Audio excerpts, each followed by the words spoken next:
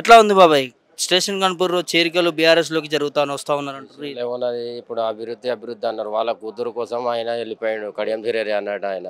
ఆయన కోసం ఆయన ఇంట్లో కోసం ఆలోచించాడు కానీ ప్రజల కోసం ఆలోచించలే కదా. ఇంత టీఆర్ఎస్ పార్టీ అన్నం పెట్టి అంత చేసి లాస్ట్కు మోసం చేసి వెళ్ళిపోయాడు. మేము చాలా కష్టపడ్డాం టీఆర్ఎస్ పార్టీ నుంచి. కడియం ధీరేరి టీఆర్ఎస్లో గెలిపించినప్పుడు చాలా కష్టపడ్డాం. అసలు మమ్మల్ని అసలు పట్టించుకుంటలేరు. మమ్మల్ని వాళ్ళు ఉన్న సార్లు చూస్తాను, లేని సార్లు చూస్తలేరు. ఇప్పుడు పోయినా కూడా మొన్న మామూలుగా చూస్తాను అంతే. కడియం శ్రీహరి గెలవడానికి మీ బీఆర్ఎస్ క్యాడర్ మొత్తం కూడా అక్కడ కష్టపడింది. చాలా కష్టపడ్డాం మేము. ఇంటింటికి పోయి తిరిగినాం, ఇంటింటికి దండం పెట్టినాం, ప్రజాసేవ చాలా చేసినాం మేము. నైట్ పనుకోకుండా చాలా సేవలు చేసినాం. కానీ ఆ గుర్తింపు అనేది లేదు ఇప్పటి వరకు.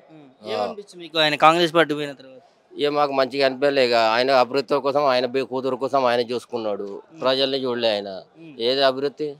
అప్పుడు 100 హాస్పిటల్ ఏమో టీఆర్ఎస్ చేసిందేనా. ఇప్పుడు ఇది మన మున్సిపాలిటీ స్టేషన్ కనుక మన కడియా ఇది కేసీఆర్ ఉన్నప్పుడు చేసిందేనా. ఇక ఆయన చేసిందేమున్నది? కాంగ్రెస్ ప్రభుత్వం అన్ని హామీలు ఇచ్చిండ్రు. ఏ హామీలు నిలవేసిండు? లేడీస్కి 2500 అన్నాడు, మహిళలకు రాలే. స్కూటీలు కొనిస్తున్నారు కాలేజ్ అమ్మాయిలకు, అది రాలేదు. 400 పింఛన్ ఇస్తున్నారు ముసలోళ్ళకు. వికలాంగులకు 6000 ఇస్తున్నారు, అది రాలే. ఆయన ఇచ్చిన హామీలు ఏవి చెప్పండి?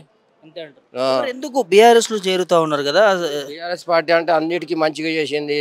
టైం టు టైం రుణమాఫీ చేసింది, time to time Rythu Bandhu ఇచ్చింది, కేసీఆర్ కిట్ ఇచ్చిండ్రు. ప్రతి దాంట్లో మంచి జరిగింది కదా. ప్రజల్లో కూడా అనిపించింది అరే వేస్ట్ అని అనిపిస్తుంది కదా. అలా ఎవరు వేస్ట్ అని? ఏది మన రేవంత్ రెడ్డి.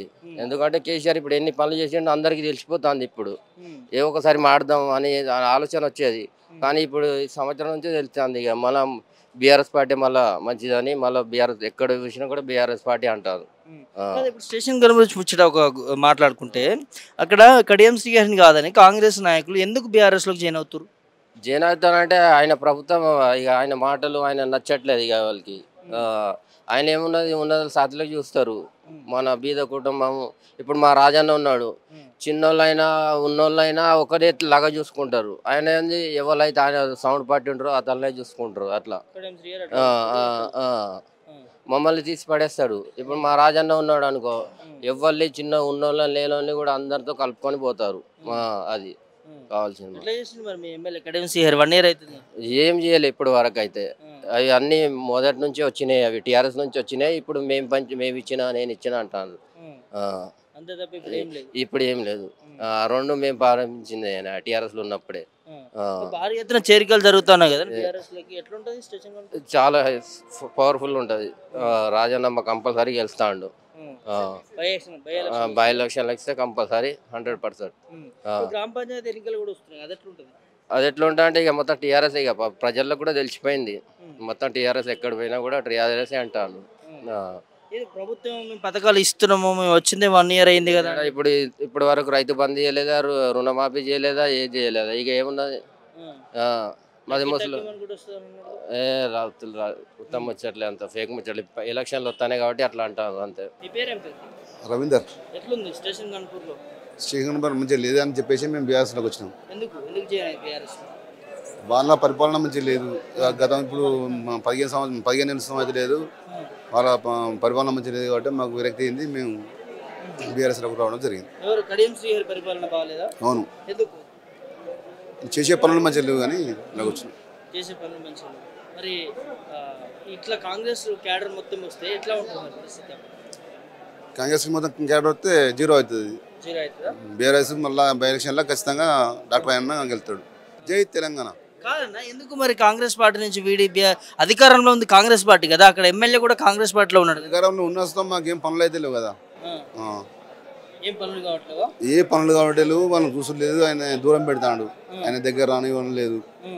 ఆయన మంచి పనులు లేవు కాబట్టి మేము బ్రేక్ తింది. మేము బీఆర్ఎస్లోకి వచ్చినాం. ఇవాళ ఎట్లుంది మరి కాంగ్రెస్ గవర్నమెంట్?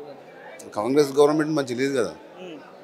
6 గ్యారెంటీలు లేవు, ఏం లేవు. ఏ గ్యారెంటీ మాకు ఇంతవరకు ఏం లేదు, ఏమి రావట్లేదు. మరి బీఆర్ఎస్ పార్టీకి ఎందుకు వచ్చి బీజేపీ కూడా పోవచ్చు వేరే పార్టీలో? బీఆర్ఎస్లో మేము ఉన్నాం కాబట్టి మేము మంచిగా ఉంటుంది, పరిపాలన మంచిగా ఉంటామని పోయినాము. మంచిగా లేదు. ఈ బీఆర్ఎస్ పరిపాలన మంచిగా ఉంటుందని చెప్పి మళ్ళీ మా గుడికి మేము వచ్చి రావడం జరిగింది. మీరు వచ్చారా? సొంత గుడి. ఎట్లుంటుంది రేపు స్థానిక సంస్థల ఎలక్షన్ వస్తుంది? ఖచ్చితంగా తాటికొండ ఖచ్చితంగా గెలుస్తాడు బై ఎలక్షన్. By election. ఏం పేరన్నా? నా పేరు కరుణాకర్ అన్న. కాంగ్రెస్ నుంచి బీఆర్ఎస్ లోకి వచ్చారు? బీఆర్ఎస్ నుంచి వచ్చాడు. నాకు అంటే బీఆర్ఎస్ అంటే ఇష్టం అండి. కాంగ్రెస్ కడియం శ్రీగారంటే మాకు వ్యతిరేకమే అండి. ఏదో అంటే అప్పుడు కాంగ్రెస్ కడియం శ్రీగారి బీఆర్ఎస్లో ఉండే అండి. బీఆర్ఎస్లో మేము గెలిపించిన కడియం శ్రీగారి అలా పోయినా ఆయనతో పోయిన వాళ్ళం మేము. మళ్ళా కాంగ్రెస్ ప్రవర్తనలో మాకు నచ్చక వాళ్ళు ఇచ్చిన హామీలు వాళ్ళు నెరవేర్చలేదు. వాళ్ళు మాకు నచ్చక మళ్ళీ మేము బీఆర్ఎస్లో చేరిక అయ్యామండి. మాకు బీఆర్ఎస్ అంటే ఇష్టం, కేసీఆర్ అంటే ఇష్టం, కేటీఆర్ అంటే ఇష్టం అండి. ఎందుకు మరి కాంగ్రెస్లో ఉన్నటువంటి కార్యకర్తలను కడుపులో చూసుకుంటామన్నా అక్కడ ఉన్న క్యాడర్ కావచ్చు, ఇక్కడ ఉన్నటువంటి రాష్ట్ర నాయకులు కావచ్చు, ముఖ్యమంత్రి కావచ్చు, వాళ్ళ కార్యకర్తలను వాళ్ళు ఫస్ట్ నుంచే అంతే అండి. ఇప్పుడు ఏంటంటే వాళ్ళ సొంత స్వార్థం ప్రకారం సొంత స్వార్థాలు చూసుకున్నాడు తప్ప ఈ కార్యకర్తలను పట్టించుకునే వాళ్ళ ఆలోచన లేదండి.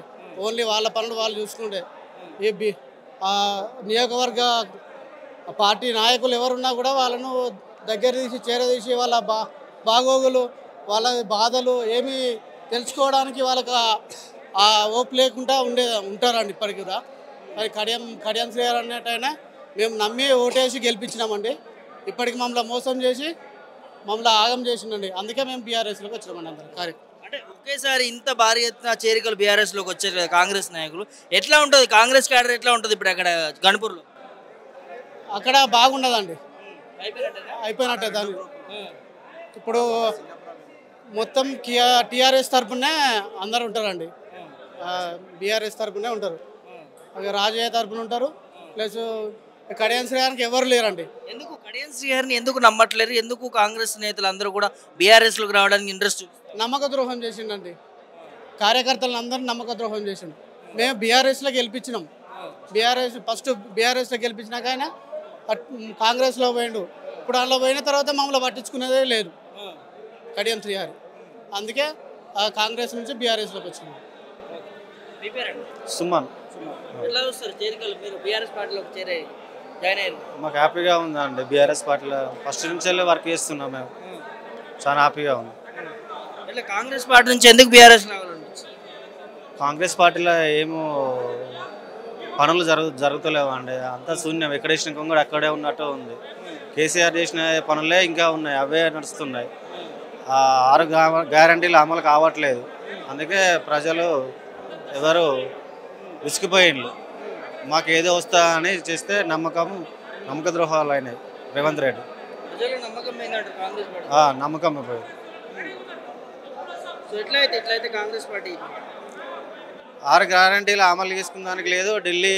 ఢిల్లీకి రావడం జరుగుతుంది. రేవంత్ రెడ్డి గారు ఏమి ప్రజలకు చేసేది ఏం లేదు, అంతా శూన్యం. 6 గ్యారంటీ అమలు లేదు, జరుగుతలేదు. సో చేసే పథకాలు ఇవన్నీ ఏమీ అమలు కావట్లేవు.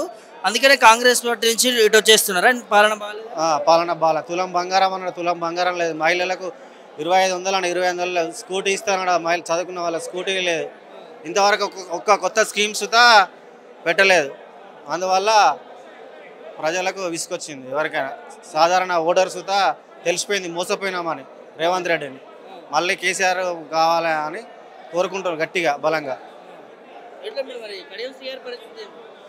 కడియం శ్రీగారి నమ్మక ద్రోహం చేసిండు. కేసీఆర్కి వెన్నుపోటు పొడిచిండు. ఆ కేసీఆర్కు అన్ని పదవులు ఇచ్చి కడియం శ్రీగారికి అన్ని పదవులు ఇచ్చి చక్కబెట్టి కూర్చోబెట్టినా కానీ నమ్మక ద్రోహం చేసి వెన్నుపోటు పొడిచి పోయిండు. అలాంటి ఆయన దగ్గర ఉండడానికి వీలు లేదు. కాంగ్రెస్లో పోయిస్తే వాళ్ళ దాంట్లో స్విచ్లు పెట్టిండు. వాళ్ళు వస్తే కాంగ్రెస్ వస్తే ఇష్టం లేదు కడియం శ్రీగారు అంటే.